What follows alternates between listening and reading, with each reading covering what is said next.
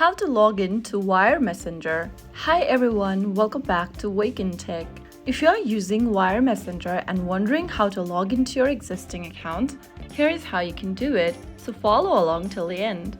First thing to do is to open the Wire Messenger app or website on your device, and then in the login page, go ahead and enter your email address or your SSO code in the text box appearing on the page. I'm just gonna type in my email. Now tap the next button.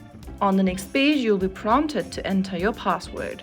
If you don't remember your password while logging in, you can tap on the Forgot Password link below the next button and follow through the password reset process. Once you have the password, you can enter your account by entering it in the password field every time you log in.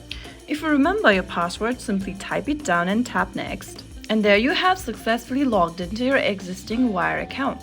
So there you go, that's how quickly and easily you can log in. If you found the video helpful, don't forget to like, share and subscribe to our channel.